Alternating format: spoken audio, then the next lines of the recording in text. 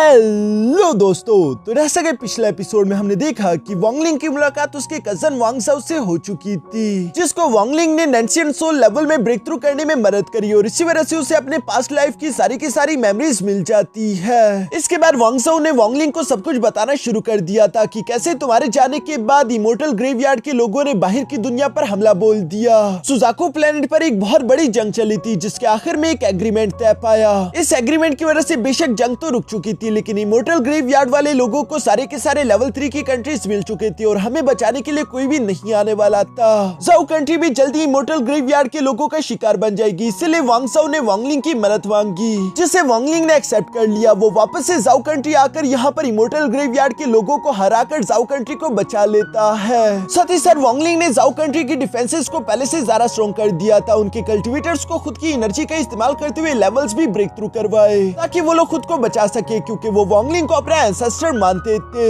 ये सब करने के बाद वांगलिंग वापस से सोल रिफाइनिंग सेट की तरफ अपना सफर शुरू कर देता है, जहाँ पर पहुंचते ही मास्टर डुनटियान वांगलिंग को वेलकम करता है।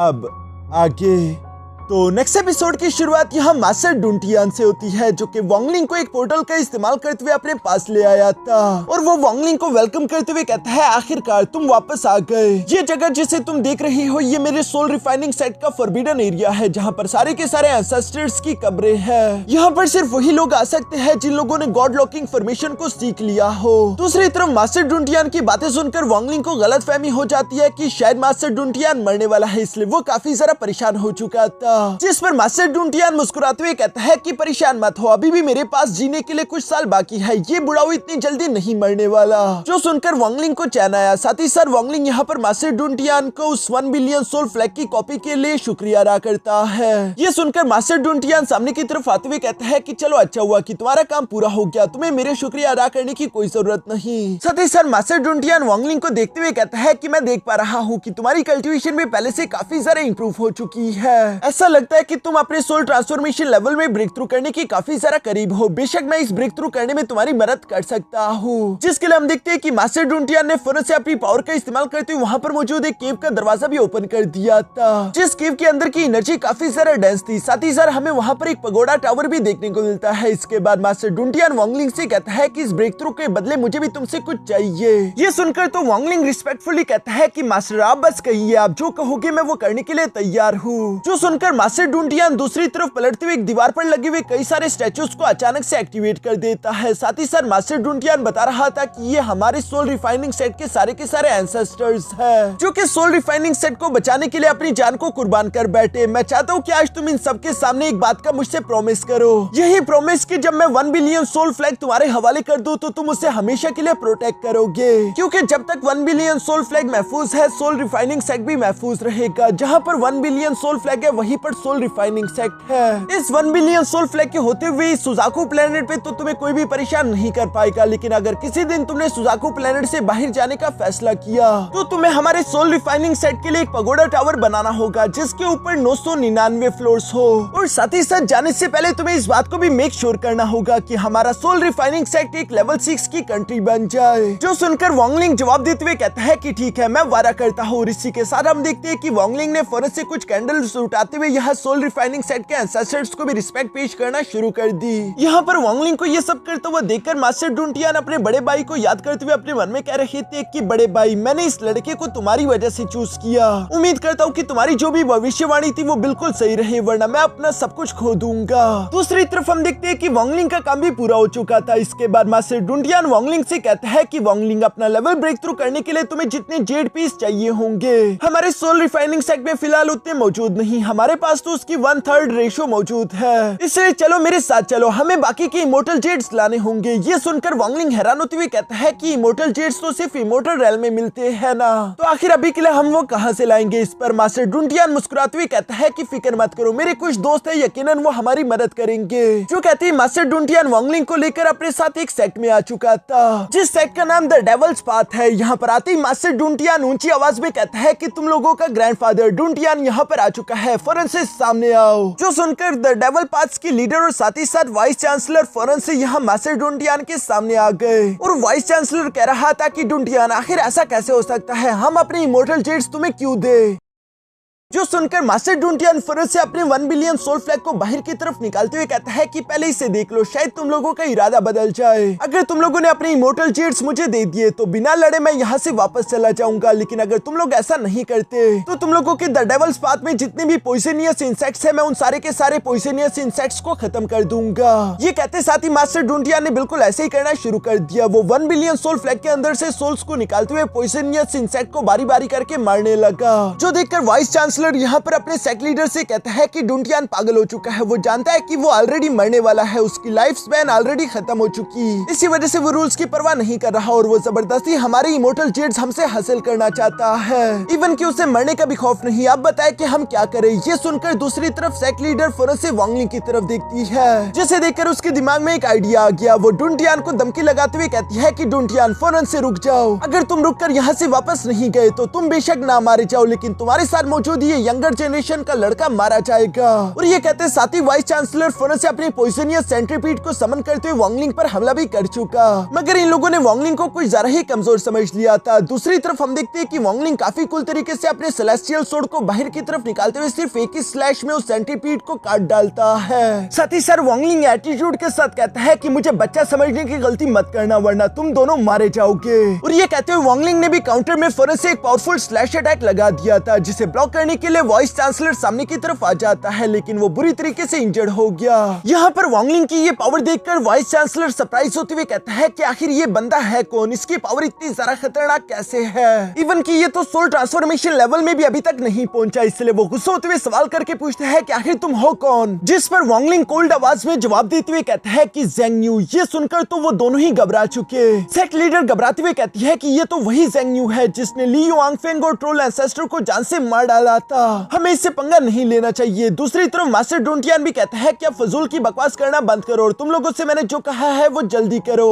अब यहाँ चूंकि सेक्ट लीडर और वाइस चांसलर के पास दूसरा कोई रास्ता नहीं था, इसलिए वो फौरन से अपने इमोर्टल जेट्स निकालते हुए डुंटियान के हवाले करते हुए कहते हैं कि ये लो, ये रखो, लेकिन दोबारा यहाँ पर कभी भी मत आना। जो कहती सेक्ट लीडर और वाइस चांसलर फौरन वहाँ से चले गए। पीछे की तरफ मास्टर डुंटियान यहाँ पर इमोर्टल जेट के उस स्टोरेज बैग को देखकर काफी ज्यादा खुश होते हुए कहता है कि वांगलिंग, मैंने कहा था ना कि मेरे कुछ दोस्त हैं जो कि यकीनन हमारी मदद करेंगे। जो सुनकर तो दूसरी तरफ वांगलिंग भी मुस्कुराने लगा। इसके बाद मास्टर डुंटियान उस स्टोरेज बैग के अंदर जानकर देखने की कोशिश करता है, जहाँ पर कई सारे इमोर्टल जेट्स मौजूद थे, लेकिन ये सारे अभी भी वांगलिंग का लेवल ब्रेक थ्रू करने के लिए काफी नहीं होंगे। इसलिए मास्टर डुंटियान कहता है कि शायद हमें कुछ और दोस्तों के साथ मुलाकात करनी होगी। असल में मास्टर डुंटियान जानता रहा कि जब तक उसके पास ये 1 बिलियन सोल फ्लैग है, कोई भी दोस्त मदद करने से मना नहीं करेगा, चाहे फिर वो खुश होकर करे या फिर जबरदस्ती। वांगलिंग भी यहाँ पर अपने मन में कह रहा था कि सोल रिफाइनिंग सेक्ट तो वाकई में खतरनाक है। इसके बाद हम देखते हैं कि वांगलिंग और मास्टर डुंटियान इसी तरह बारी बारी करके कई सारे सेक्ट्स के पास गए, जिन्हें ये लोग काफी ज्यादा प्यार मोहब्बत और शराफत के साथ बारी बारी करके लूटते रहे। यहाँ पर इन लोगों ने कई सारे सेक्ट्स को लूट लिया था और इसी वजह से वांगलिंग और मास्टर डुंटियान के पास कई सारे इमोर्टल जेट्स आ चुके थे, जिन्हें देखते हुए मास्टर डुंटियान कहता है कि वांगलिंग, ये तुम्हारे लेवल ब्रेक थ्रू करने के लिए काफी होंगे। मैं तुम्हें बताना चाहता हूँ कि अगर इस दुनिया में तुम्हें इमोर्टल जेट्स को हासिल करना है तो उसका सिर्फ एक ही तरीका है कि तुम लूट लो, मगर वांगलिंग ये काम अकेले करने के लिए मत निकल जाना। एक दिन तुम्हारे पास 1 बिलियन सोल फ्लैग आ जाएगा, लेकिन फिर भी वांगलिंग तुम्हें मेरे साथ एक वादा करना होगा। हम लोग बेशक चोर है लेकिन असूलों वाले चोर है। जब तक जरूरत ना हो तो बिला वजह लोगों को परेशान करके उनसे इमोर्टल जेट्स नहीं चुराने चाहिए। ये सुनकर वांगलिंग भी कॉन्फिडेंटली जवाब देते हुए कहता है कि जी मास्टर, मैं बिल्कुल ऐसे करूंगा, या तो चुराऊंगा नहीं, जब चुराऊंगा तो सारे चुरा लूंगा। जो सुनकर तो मास्टर डुंटियान को भी हंसी आ जाती है और वो वांगलिंग से कहते हैं कि तुम्हारा दिमाग वाकई में काफी तेज है। इसके बाद नेक्स्ट सीन में हम देखते हैं जहां वांगलिंग और मास्टर डुंटियान वापस की तरफ जा रहे थे। साथ ही साथ चलते हुए वांगलिंग मास्टर डुंटियान को अपने पास्ट की स्टोरीज भी सुना रहा था और बताता है कि सुजाकू प्लेनेट तो काफी ज्यादा छोटा है, लेकिन जब मैं जवान था तब मैं एक टियानियन स्टार में गया हुआ था, जो कि हमारे ही वर्मिलियन बर्ड सिस्टम का एक प्लेनेट है। वहाँ पर रिसोर्सेज की कोई भी कमी नहीं थी, भर भर के रिसोर्सेज मौजूद थे। बस मैं अगर इतना ज्यादा कमजोर ना होता तो शायद मैं बहुत सारा रिसोर्सेज ले आता। वो सफर वाकई में काफी मजेदार था। यहाँ वांगलिंग टियानियन स्टार के बारे में सुनकर अभी उसी बारे में सोच रहा था, तभी अचानक मास्टर डुंटियान वांगलिंग को बताता है कि टियानियन स्टार पर एक बहुत ही महान कल्टीवेटर भी हुआ करता था, जिसका नाम टियान युनसी था। मैंने सुना है कि वो एक अलायंस का मेंबर भी है। यहाँ पर टियान युनसी का नाम सुनकर वांगलिंग को याद आया कि वो भी एक बार मास्टर टियान युनसी से मिल चुका है। ये तब की बात है जब वांगलिंग की सोल स्पेस में भटक चुकी थी और मास्टर टियान युनसी को वांगलिंग काफी ज्यादा इंटरेस्टिंग लगा। उन्होंने वांगलिंग की मदद करी थी। साथ ही साथ वो वांगलिंग से कह रहा था कि जब तुम सुजाकू प्लेनेट से किसी दिन बाहर आओ तो मेरे टियान यूनियन स्टार पर मुझसे मिलने जरूर आना। मैं चाहता हूँ कि तुम मेरी डिसाइपल बनकर मेरे साथ भी 100 साल गुजारो। ये बातें अभी वांगलिंग याद कर ही रहा था, तभी अचानक मास्टर डुंटियान और वांगलिंग को अपने दाईं तरफ कुछ ब्लैक कलर का स्मोक देखने को मिलता है, जिसे देखकर जब वांगलिंग ने अपनी सोल आइज का इस्तेमाल करते हुए उसके अंदर जानकर देखने की कोशिश करी तो उसके अंदर इमोर्टल ग्रेवयार्ड के डिसाइपल्स मौजूद थे, जो देखकर तो वांगलिंग सरप्राइज हो गया था। वो मास्टर डुंटियान से कहता है कि ये लोग तो इमोर्टल ग्रेवयार्ड क्लैन के हैं। ऐसा लगता है कि ये लोग सुजाकू किंगडम की तरफ बढ़ रहे हैं ताकि उन पर हमला कर सके, जो सुनकर मास्टर डुंटियान भी हैरान होते हुए कहता है कि मैंने इतनी जल्दी सेकंड अटैक एक्सपेक्ट नहीं किया था। चलो वांगलिंग, हमें वापस से अपने सेट जाना होगा। जो सुनकर वांगलिंग और मास्टर डुंटियान वापस से सोल रिफाइनिंग सेट की तरफ तेजी से रवाना हो गए, मगर तभी अचानक इमोर्टल ग्रेवयार्ड के एक यंग मास्टर की नजर इन दोनों पर पड़ गई थी, जो कि अपने एल्डर मुयो से कहता है कि आप मेरा इंतजार करना, मैं जल्दी वापस आ जाऊंगा। और वो तेजी से इन दोनों के पीछे आते हुए फोरेंसिक फॉर्मेशन का इस्तेमाल करते हुए इन दोनों को उसके अंदर ट्रैप कर देता है। साथ ही साथ वो हवा में आते हुए कह रहा था कि तुम दोनों तो सोल रिफाइनिंग सेट से हो ना। असल में ये एक 9 लीफ शमन था जिसका नाम चूजी था। ये यहाँ पर उन्हें ऑर्डर देते हुए कहता है कि मैं चाहता हूँ कि तुम दोनों अपने ट्रेजर्स को छोड़कर यहाँ से चले जाओ। असल में ये बेवकूफ नहीं जानता रहा कि ये किससे पंगा ले रहा है। हालांकि वांगलिंग भी थोड़ा सा परेशान तो हो गया था क्योंकि सामने खड़ा एक 9 लीफ शमन है। यहाँ पर चूजी मास्टर डुंटियान से कह रहा था कि मैंने सुना है कि 10,000 साल पहले जो बड़ी जंग हुई थी उसमें सोल रिफाइनिंग सेक्ट एक 1 मिलियन सोल फ्लैग की वजह से सरवाइव कर पाया था। मैं असल में देखना चाहता हूँ कि तुम्हारी इस ट्रेजर की जो ताकत के बारे में मैंने सुना है क्या वो सच है या फिर झूठ। दूसरी तरफ मास्टर डुंटियान उसकी बातें सुनकर जवाब देते हुए कहता है कि तुम इस ओल्ड मैन के ये ट्रेजर डिजर्व नहीं करते। साथ ही साथ मास्टर डुंटियान यहाँ पर प्राउडली वांगलिंग से कहता है कि अभी हमने जिन सेक्ट्स वालों को लूटा वो तो इतने ज्यादा ताकतवर नहीं थे, इसलिए मैं तुम्हें 1 बिलियन सोल फ्लैग की असली ताकत नहीं दिखा पाया। लेकिन वांगलिंग अब अपनी आंखें खोलकर देखो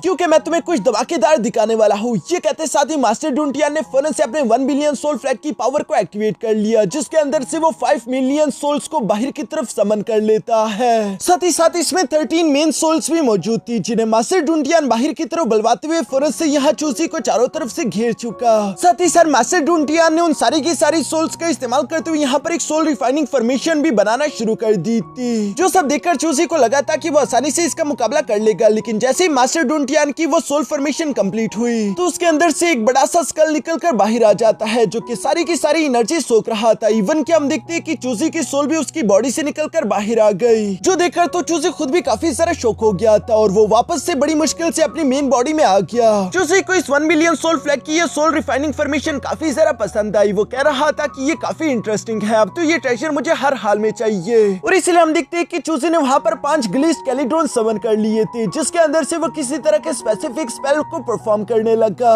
और इसी स्पेल की वजह से उसने कई सारे सोल्स को भी डिस्ट्रॉय कर दिया था, जो सब देखते हुए वांगलिंग अपने मन में कह रहा था कि ये 9 लीफ शमन एटलीस्ट असेंडेंट लेवल के अर्ली स्टेज का वॉरियर होगा। इसी वजह से हम देखते हैं कि चूसी को बिल्कुल भी डर नहीं लग रहा था, बल्कि वो मास्टर डुंटियान का मजाक उड़ाते हुए कह रहा था तो क्या यही है 1 बिलियन सोल फ्लैग की असली ताकत। जिस पर दूसरी तरफ मास्टर डुंटियान भी मुस्कुराकर कहते हैं कि नहीं बच्चे, अभी तक तूने इसकी असली ताकत देखी ही कहा। अगर मैं तुम्हें इस 1 बिलियन सोल फ्लैग की असली ताकत दिखा दूं तो तुम्हें खुद ही मालूम हो जाएगा कि असेंडेंट लेवल की कल्टीवेटर भी मुझसे फाइट करने से क्यों डरते हैं। और ये कहते साथ ही मास्टर डुंटियान ने यहाँ चूसी की आंखें खोलने का फैसला कर ही लिया था, जिसके लिए हम देखते हैं कि वो फौरन से एक फॉर्मेशन फॉर्म में बैठ गए, जहाँ पर हम देखते हैं कि 5 मिलियन सोल्स की एनर्जी यहाँ पर 13 मेन सोल्स के अंदर से गुजरते हुए मास्टर डुंटियान की बॉडी के अंदर जाकर समाने लगी। और चूंकि एक साथ इतने सारे सोल्स की एनर्जी कंबाइन हो चुकी थी तो इसी वजह से मास्टर डुंटियान का कल्टीवेशन लेवल भी बढ़ जाता है, जो देखकर तो चूसी भी सरप्राइज होते हुए कहता है कि आखिर ये क्या, तुम अचानक से असेंडेंट लेवल की मिड स्टेज पर कैसे पहुंच गए। जिस पर मास्टर डुंटियान कोई जवाब नहीं देता, बल्कि वो काफी कूल तरीके से अपने डिवाइन फॉर्म को यहाँ पर समन करते हुए सिर्फ एक ही हाथ के इशारे से वो ग्लेज्ड स्केलेटॉन डिस्ट्रॉय कर देते हैं। और इस अटैक का प्रेशर इतना ज्यादा खतरनाक था कि चूसी इसके कारण हिट होते हुए फौरन पीछे चट्टानों से जा लगा। साथ ही साथ मास्टर डुंटियान अपनी आंखें खोलते हुए कहते हैं कि आप दफा हो जाओ यहाँ से। चूसी के तुम मुझसे खून निकल रहा था और ये बात तो उसके लिए किसी वरदान की तरह थी, इसलिए वो यहाँ पर मास्टर डुंटियान से कहता है कि आपका बहुत बहुत शुक्रिया। दूसरी तरफ मास्टर डुंटियान चूसी से ये भी कहता है कि जाकर अपने एंसेस्टर्स को ये बता दो कि जब इमोर्टल ग्रेवयार्ड और सुजाकू किंगडम की आपस में फाइट होगी तो हमारा सोल रिफाइनिंग सेक्ट बीच में इंटरफियर नहीं करेगा। जो सुनकर चूसी घबराते हुए जवाब देकर कहता है कि ठीक है सीनियर, जैसा आप कहें मैं बिल्कुल वैसे ही करूंगा। और ये कहती वो फौरन से दुम दबाकर यहाँ से निकल जाता है, जिसके जाने के बाद मास्टर डुंटियान भी वापस से नॉर्मल हो चुका था और वो काफी जरा प्राउडली वांगलिंग की तरफ देखते हुए कहता है कि देखा वांगलिंग, तुमने 1 बिलियन सोल फ्लैग की असली ताकत को। जो सुनकर वांगलिंग मास्टर डुनटियान का इसके लिए शुक्रिया भी अदा करता है कि उन्होंने 1 बिलियन सोल फ्लैग की असली ताकत देखने का वांगलिंग को मौका दिया। साथ ही साथ मास्टर डुनटियान वांगलिंग से कहता है कि अब मेरे पास जीने के लिए ज्यादा जिंदगी नहीं बची, एक दिन मैं मर जाऊंगा, उसके बाद ये 1 बिलियन सोल फ्लैग तुम्हारा होगा और तब तुम्हें इस 1 बिलियन सोल फ्लैग की और भी मिस्ट्रीज एक्सप्लोर करने का मौका मिलेगा। ये कहते ही मास्टर डुनटियान सामने की तरफ रवाना हो जाता है। पीछे की तरफ वांगलिंग अपने मन में कह रहा था कि बेशक मास्टर डुनटियान और मेरे बीच मास्टर और डिसाइपल का रिश्ता नहीं,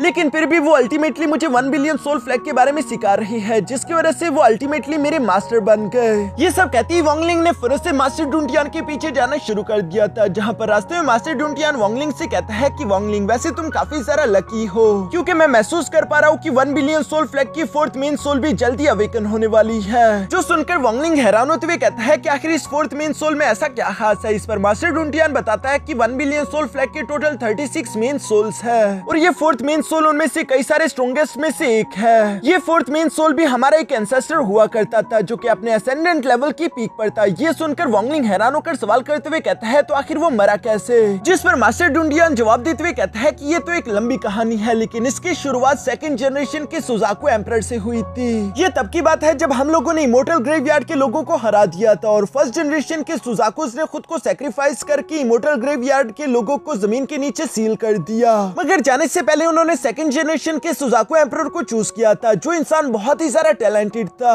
वो इंसान बहुत ही अच्छा था जो कि खुद जीने और दूसरों को जीने देने में भरोसा रखता था। ऐसा कहा जाता है कि वो सुजाकू प्लेनेट का नंबर 1 जीनियस एक्सपर्ट है, उस जैसा अभी तक भी कोई पैदा नहीं हुआ। ये बात सुनकर तो अचानक वांगलिंग को याद आया कि जब पहली बार मास्टर सीटूनान वांगलिंग को मिला था तो उसने भी वांगलिंग से बिल्कुल ऐसे ही कहा था कि लड़के तुम खुशनसीब हो, तुम्हें तो खुश होना चाहिए कि तुम्हारी बॉडी पर इस दुनिया का नंबर 1 जीनियस एक्सपर्ट काबू कर रहा है। वांगलिंग तो हैरान होते हुए फौरन मास्टर डुनटियान से सवाल करते हुए कहता है कि क्या आप बता सकते हैं कि 2nd जनरेशन के सुजाकू एम्परर का नाम क्या था।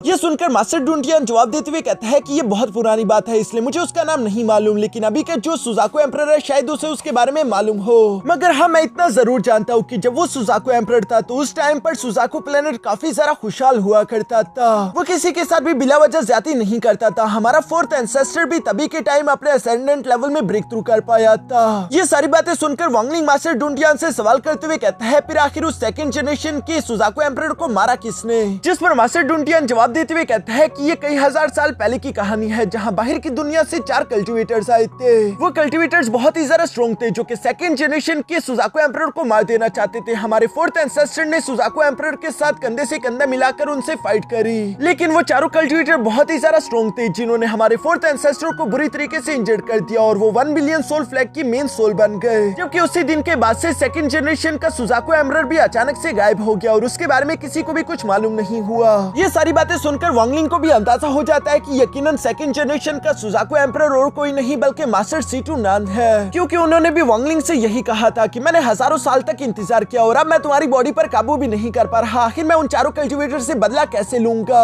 ये सारी बातें सोचकर वांगलिंग अपने मन में कह रहा था कि कहीं इसका मतलब ये तो नहीं कि मास्टर सीटूनान ही 2nd जनरेशन के सुजाकू एम्परर है। इससे पहले कि वो इस बारे में मास्टर डुनटियान से कुछ भी कह पाते तभी अचानक मास्टर डुनटियान कहता है कि बस बहुत हुआ, ये सारी पुरानी बातें हैं, अगर तुम्हें इसके बारे में जानना है तो मैं तुम्हें बाद में बता दूंगा, लेकिन फिलहाल के लिए हमारे सोल रिफाइनिंग सेट में जल्द से जल्द पहुंचना जरूरी है ताकि तुम सोल ट्रांसफॉर्मेशन लेवल में ब्रेक थ्रू कर सको। मगर इसी तरह की बातें करते हुए जब ये लोग आगे की तरफ बढ़ ही रहे थे तभी अचानक इन लोगों के सामने एक मिस्टिक फॉर्मेशन एक्टिवेट हो जाती है, जिसे तो मास्टर डुनटियान ने पहचान लिया था कि ये इस सुजाकू प्लेनेट की सबसे ज्यादा स्ट्रॉन्गेस्ट फॉर्मेशन है, जिसे खुद सुजाकू एम्परर ने बनाया होगा, इसे कोई नहीं तोड़ सकता। ये फॉर्मेशन वैसे तो काफी ज्यादा खास थी क्योंकि अगर इसे छोटा करने पे आओ तो ये एक इंसान को भी प्रोटेक्ट करेगी और अगर इसे बड़ा करना चाहो तो ये पूरे के पूरे सुजाकू प्लेनेट तक को कवर कर सकती है। और चूंकि सुजाकू एम्परर ने अचानक से इस मिस्टिक फॉर्मेशन को इस तरह से बड़ा कर दिया तो इसका मतलब कि वो इमोर्टल ग्रेवयार्ड से इस बार फाइट के लिए पूरी तरीके से तैयार है। मगर इन दोनों का इस फॉर्मेशन से आगे गुजरना भी जरूरी था, इसलिए हम देखते हैं कि वांगलिंग ने वो फॉर्मेशन तोड़ने के लिए फौरन से अपना स्पिरिट ड्रैगन यहाँ पर समन कर लिया था, जो कि इस फॉर्मेशन को तो नहीं तोड़ पाता, उल्टा वो फॉर्मेशन यहाँ पर वांगलिंग के स्पिरिट ड्रैगन को काफी आसानी से डिस्ट्रॉय कर देती है।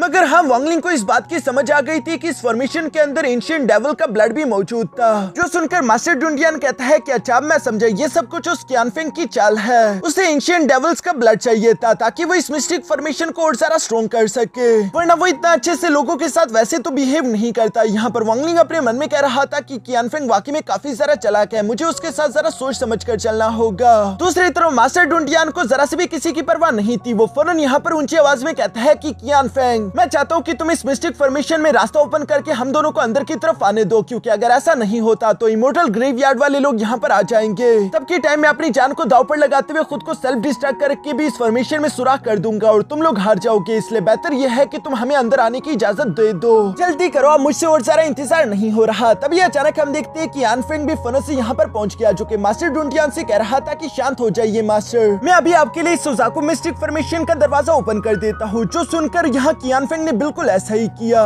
जो देखकर मास्टर डुंडियान थोड़ा सा हैरान तो हो गया था, क्योंकि सुजाकू मिस्टिक फॉर्मेशन को तो सिर्फ सुजाकू एम्परर ही ओपन कर सकता है और सुजाकू एम्परर ने पहले ही कियानफेंग को ये टेक्निक पास आउट कर दी थी, जिसका मतलब कि वो अगला सुजाकू एम्परर कियानफेंग को ही चूज करना चाहता है। मगर फिर भी हम देखते हैं कि मास्टर डुंडियान उस पोर्टल का इस्तेमाल करते हुए यहाँ से सुजाकू मिस्टिक फॉर्मेशन के अंदर पहुंच गए। इससे पहले कि वांगलिंग भी उस पोर्टल को पार कर पाता, तभी अचानक हम देखते हैं कि कियानफेंग भी फौरन से बाहर की तरफ आते उस पोर्टल को बंद कर देता है, जो देखकर मास्टर डुंडियान को तो काफी ज्यादा गुस्सा आ गया। इस पर कियानफेंग मास्टर डुंडियान से कहता है कि मास्टर आप बिला वजह ही परेशान हो रही है, मेरा कोई भी बुरा इरादा नहीं है, मैं तो बस सिर्फ महान ज़ेंग्न्यू के साथ सिर्फ एक छोटी सी फाइट करना चाहता हूँ। जो सुनकर मास्टर डुंडियान कियानफेंग से कहते हैं कि फिलहाल हमारे पास जाया करने के लिए समय नहीं है, इसलिए ये सब बाद में। इस पर कियानफेंग उन्हें ताना मारते हुए कहता है कि मास्टर मुझे लगता है कि शायद आप अपने ज़ेंग्न्यू को बचाना चाहते हो, क्योंकि उसमें इतनी हिम्मत ही नहीं कि वो मेरे साथ फाइट कर सके। ये सुनकर मास्टर डुंडियान को तो काफी ज्यादा गुस्सा आ गया था और वो गुस्सा होते हुए कहते हैं कि खबरदार अगर तुमने दोबारा ऐसी बात करी। दूसरी तरफ वांगलिंग भी अपने मास्टर की बेइज्जती को बर्दाश्त नहीं कर सकता था, इसलिए वो कियानफेंग से कहता है कि मुझे तुम्हारा ये चैलेंज मंजूर है। और इसी के साथ हमारा ये एपिसोड यहीं पर खत्म हो गया।